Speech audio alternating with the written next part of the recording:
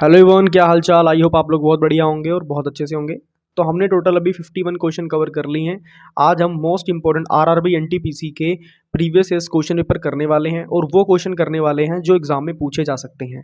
100% chances हैं उनके, और विद प्रूफ के साथ आपको पढ़ा रहा हूँ। ठीक है, जो मैं बुक मतलब जिस किताब से आपको पढ़ा रहा हूँ ये बहुत ज़्यादा ट्रेंडिंग बुक है। ठीक है, मतलब मैक्सिमम मैक्सिमम क्या बोलूँ, 100% जितने क्वेश्चन पूछे गए हैं इसमें वो सारे के सारे आपको दिखने वाले हैं। Completely previous years question sold book आपके लिए हम लेकर आए हुए हैं। ठीक है, तो क्वेश्चन नंबर 52 में है, हड़प्पा स्थल किस नदी के तट पर स्थित है। हड़प्पा की जगह किस नदी के तट पर स्थित है, हमें ये बताना है। क्लियर होगी बात सभी को। तो देखो सीधी सी बात है, आपको ऑप्शन दिया हुआ है रावी नदी, भोगवा नदी, सतलुज नदी, और क्या दिया हुआ है, और आपको दिया हुआ है सिंधु नदी। जैसा कि आपको सभी को दिख रहा है कि ऑप्शन हमने टिक किस में किया है, रावी नदी में टिक किया हुआ है। तो बिल्कुल सही, रावी नदी में ही क्या स्थित है, हड़प्पा स्थल। क्लियर होगी बात सभी को, रावी नदी में क्या स्थित है, हड़प्पा स्थल स्थित है। क्लियर। अब देखो, आपको एक बात और बताना चाहता हूँ, ये आपका आरआरबी एनटीपीसी की स्टेज 1 का मतलब होता है CBT 1, computer based test exam 1 में ये क्वेश्चन आया हुआ है। ठीक है, मैं आपको ना थोड़ा समझाता हूँ, एक चीज़ आपको समझानी है। थोड़ा सा हम जूम आउट कर रहे हैं ताकि आपको अच्छे से समझ लग जाए। एक सेकंड जस्ट, हाँ अब ठीक है। अब देखो, आपको सबसे इंपॉर्टेंट चीज़ हमने क्या समझानी है उसके ऊपर आप फोकस करो। आपको मैं जीके के ना कुछ इंपॉर्टेंट पॉइंट्स बता रहा हूँ, आपको उनको फोकस करना है। नंबर 1 पे आपको फोकस करना है सिंधु घाटी सभ्यता को। ठीक है, जो आपको मैं भी करंटली पढ़ा रहा हूँ। ठीक है, क्योंकि मैक्सिमम क्वेश्चन सिंधु घाटी सभ्यता से पूछे जाते हैं। अब आपको बताता हूँ कौन कौन से एग्जाम में पूछे जाते हैं। इवन कि आपको बता दूँ, जो अपने इंडिया का सबसे टफेस्ट एग्जाम है यूपीएससी, जिसे बोलते हैं union public service commission, UPSC में भी सिंधु घाटी सभ्यता से क्वेश्चंस पूछे जाते हैं।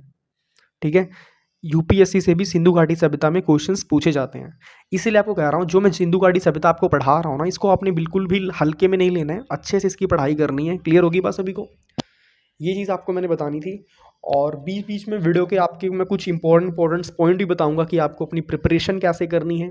ठीक है, क्या चीज़ें होंगी जिससे आप मतलब कम पढ़ के भी अपना अच्छा स्कोर कर सकते हो, सारी चीज़ें बात करेंगे। तो हमने 52 क्वेश्चन कर लिए, एक बार दोबारा पढ़ लेते हैं। हड़प्पा स्थल किस नदी के तट पर स्थित था। ठीक है, क्योंकि अभी तो हड़प्पा स्थल नहीं रहा, बट पहले था, तो वो था रावी नदी पे। ठीक है, क्वेश्चन नंबर 53 पे चलते हैं। क्या लिखा है, सिंधु सभ्यता के इनमें से किन स्थलों में जलाशयों के साक्ष्य मिले हैं। अब इसको पहले क्वेश्चन को समझो, सिंधु सभ्यता के इनमें से किन स्थलों में जलाशयों में साक्ष्य मिले हैं। देखो, जलाशय मतलब होता है, फॉर एग्जांपल जैसे गाँव में क्या होता है, नलके बने होते हैं। ठीक है, कुएं बने होते हैं, तो वो होता है जलाशय।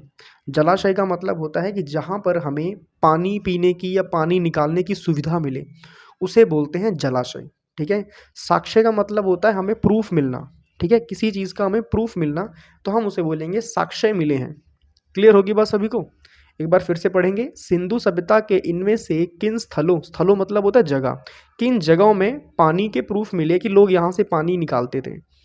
आपके सामने ऑप्शन दिया हुआ है, कोट दीजी, लोथल, कालीबंगा, धौलावीरा। तो आपको मतलब देखो, सीधी सी बात है, ये चारों चीज़ें ना सिंधु घाटी सभ्यता से रिलेटेड हैं। ठीक है, ये चारों चीज़ें सिंधु घाटी सभ्यता से रिलेटेड है, मगर आंसर क्या है, धौलावीरा। अब देखो, आपने धौलावीरा याद कैसे करना है। देखो, कपड़े क्या होगा, कपड़े तो आप धुलोगे ना, और धुलने में क्या लगता है, जल लगता है ना। कपड़े धुलने में क्या लगता है, जल लगता है।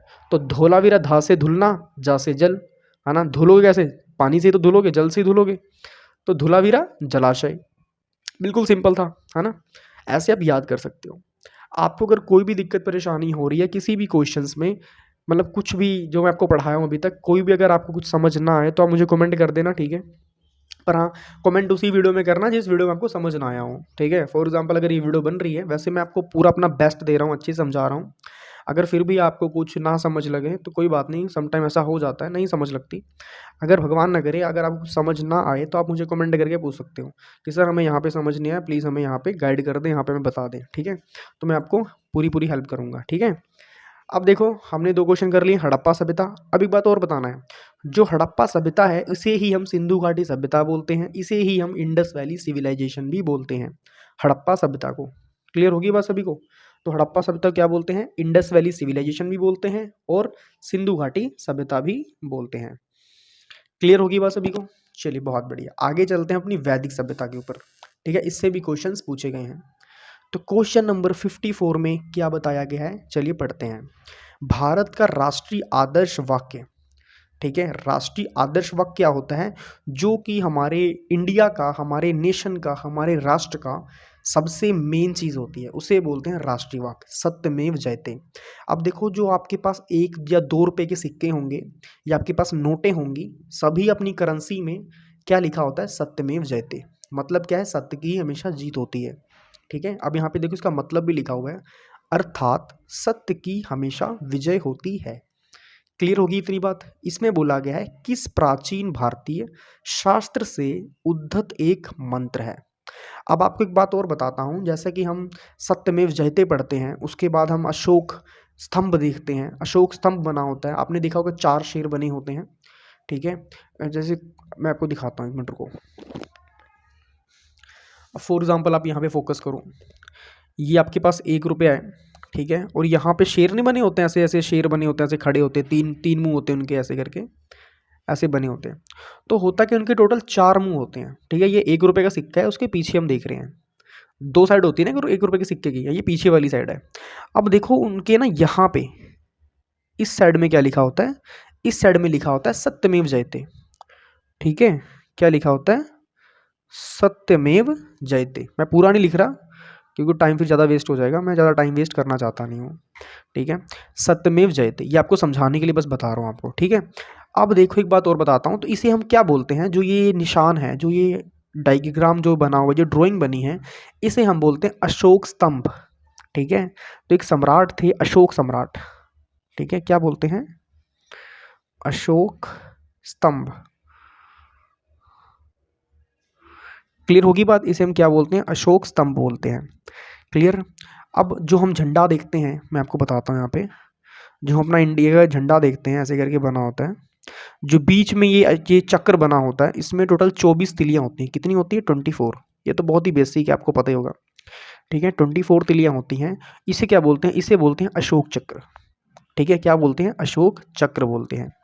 तो वही इसमें बोला गया है कि जो यहाँ पे बोला गया है, किस प्राचीन भारतीय शास्त्र से उद्धत एक मंत्र है। आपके सामने शास्त्र दिए हुए हैं, ऋग्वेद, मुंडकोपनिषद, भगवद गीता, मत्स्य पुराण। अब देखो ये चारों ही चारों बहुत ही ज़्यादा इम्पोर्टेंट हैं और बहुत ही ज़्यादा फेमस भी हैं अलग अलग गवर्नमेंट एग्जाम्स में। ये क्वेश्चन सिर्फ आपको आरआरबी एनटीपीसी में नहीं देखने को मिलेंगे, बल्कि अगर आप एसएससी की तैयारी करते होंगे लाइक 3-4 साल से, आपको एसएससी सीपीओ में भी ये क्वेश्चन आपको देखने को ज़रूर मिला होगा। ठीक है, क्योंकि क्वेश्चन बहुत ज़्यादा इंपॉर्टेंट है। तो इसका आंसर क्या है? मुंडकोपनिषद। क्लियर? आपको बात एक और बताना चाहता हूँ कि हमने पूरी प्लेलिस्ट बनाई है इन क्वेश्चंस की, इन वीडियोस की। ठीक है, अभी तक हमने टोटल 54 क्वेश्चन कर लिए हैं।